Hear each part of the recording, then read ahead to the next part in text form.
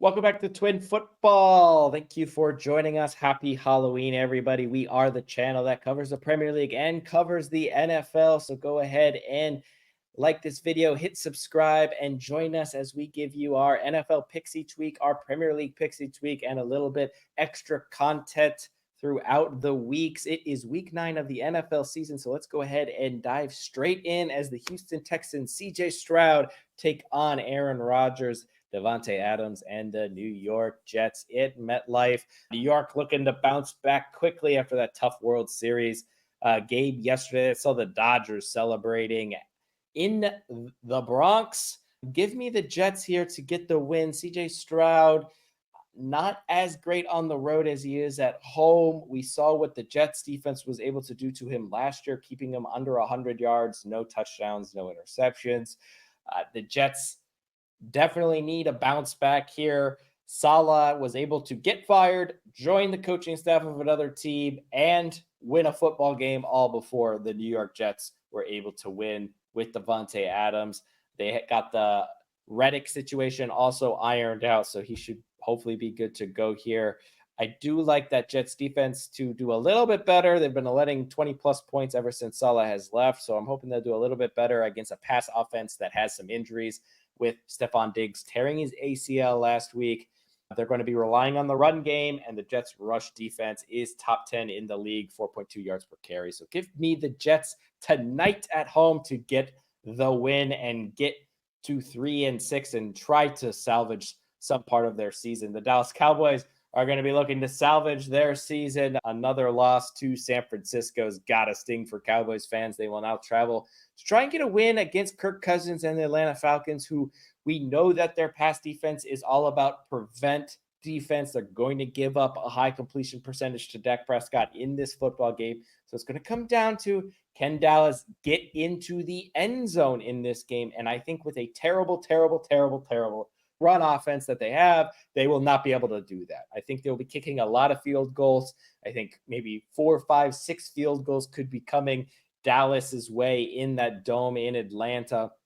So can Atlanta then score enough with Kirk Cousins and Bijan Robinson clicking more and more each week? Kyle Pitts also seeing the end zone over the last couple of weeks. Give me the Falcons to get the win against the Cowboys in that one. The Dolphins got Tua back, got that offense clicking on all cylinders once again, but the issue was scoring enough points and keeping the ball in the last couple of minutes. They saw Arizona kick a last-second field goal to win. They will now travel to Buffalo, and they can't beat Buffalo. They never beat Buffalo, especially away from home. So give me Buffalo there. They have been rolling. Adding Amari Cooper has just fit in nicely to allow that attack to be a little bit more balanced, but we know they're going to want to run the football, and I think they will have success there at home against the Dolphins. A team that has been terrible at home is the Cincinnati Bengals, but they welcome a lost Vegas Raiders team who are a little bit in flux, especially at the QB position. They will travel to Cincinnati, and the Bengals will get their first home win of the season. I can't believe I'm saying that in week 9, but give me the Bengals at home. The Chargers sit at 4-3 so far. They want to run the football. They're going to hope to run the football, but we saw what the Browns were able to do against one of the best rushing teams in the league, the Ravens, last week. Jameis Winston comes in and has another 300-yard passing game for a quarterback that isn't Deshaun Watson in the Kevin Stefanski, offense, but called by Joe Brady last week. So give me the Browns to be able to throw the football down the field better than the Chargers will, and we'll see how Nick Chubb is used as he keeps going and getting the start, his third game back after that terrible injury last year. Give me the Browns at home. New England will travel to a Tennessee Titans team who also is terrible at home and has a QB problem. Tennessee led up, I think, over 300 yards in the special teams game against Detroit. A couple of picks to go with it.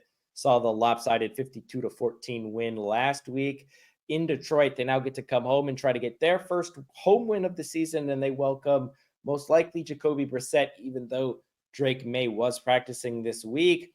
So I do like this game to be close, but give me New England to go there and give me the Titans. You know what? I'm just going to go for it. Titans going to have to rebound after that terrible lopsided loss, and just Give me the Titans to get their second win against New England. Washington, a walk-off win. Don't see many of those in the NFL with the last second Hail Mary against Chicago. They will travel to the Giants and MetLife to try and get their seventh win out of 9 on the season. I think Jaden Daniels will. So give me Washington. I like Jaden Daniels' ability to escape, to avoid that really good pass rush of the Giants. That will allow them to extend drives that maybe they shouldn't.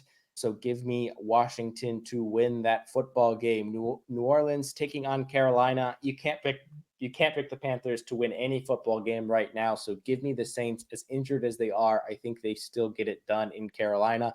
Denver and Bo Nix are way ahead of schedule, 5-3 after thrashing Carolina last week, 4 touchdowns for Bo Nix. In that one, they will travel to Baltimore and an angry Ravens team that got their first loss in the last 6 games. So give me King Henry to bounce back despite that stingy Broncos defense. Give me the Ravens to get the win there. Chicago looking to bounce back after that terrible coaching job in the fourth quarter, plus lapse of concentration from Stevenson and others on that Hail Mary play. They just cannot allow that to happen. They will travel to Arizona to take on a Cardinals team who have won on back-to-back game-winning field goals within the last 15 seconds of games against the Chargers and the Miami Dolphins, respectively. So Kyler Murray, despite Black Ops 6 coming out, Call of Duty 6 coming out, he has been fantastic. Marvin Harrison, that scheme has been fantastic over the last couple of weeks on an offensive perspective, able to get Marvin Harrison in some good spots, get the tight end McBride in some good spots. I think that will help them. Kyler Murray is going to have to use his legs a lot in this game to avoid that Chicago Bears rush defense front anyway. So give me Kyler Murray and the Arizona Cardinals to get the win at home. Even though I do like the Bears defense to cause some trouble, I do like Arizona to get the win. Jacksonville 2-6 and probably 2 more wins than they should have this year. They just cannot get stuff going. Doug Peterson, I am sorry, but you have to go. The Eagles, on the other hand, trending in the right direction. 5-2, many might think is better than even expected from them, but I think they will go to 6-2 with A.J. Brown and company. That offense looks fantastic, but no offense looks better than the offensive line and that offense run by Jared Goff in Detroit. They will travel to Lambeau, a place they've had good success over the last couple of years. 4 out of the last 5 between these teams have gone Detroit's way, and so I will look for that to be 5 out of 6 for the Detroit Lions. Jared Goff will be able to stay calm in the pocket. He's made some good decisions. Green Bay will try to disguise that defense, look like they're rushing, then drop back in coverage. But the thing that will beat all of that is a good run offense, and that offensive line is on another planet right now. So give me Detroit to run the football against the Packers and get the win. The Rams are getting healthy on offense, and we saw what they can do. Matthew Stafford with 4 touchdowns last Thursday, which was the same as he had in all of the previous weeks. It shows what happens when they can get Sean McVay with some good weapons and Matthew Stafford under center. So I'd like them to go up and beat Seattle after that terrible performance against Buffalo. I am ashamed that I picked the fraud Hawks there in that game. I thought that Buffalo wasn't going to apply pressure and Geno Smith would do well. It was raining. So we got to give the people in Seattle a pass because it was raining in Seattle. So, they're not used to it. And so, maybe a pass there, but I like the Rams to get the win in that one. The Colts will start Joe Flacco. I do have a question for all of you San Francisco fans. Would you trade Brock Purdy for Joe Flacco? And what I mean is Brock Purdy is going to either have to get paid or get released or kept on a low salary and become a backup. I don't know that he will be willing to do that. So you're going to have to make a decision on him.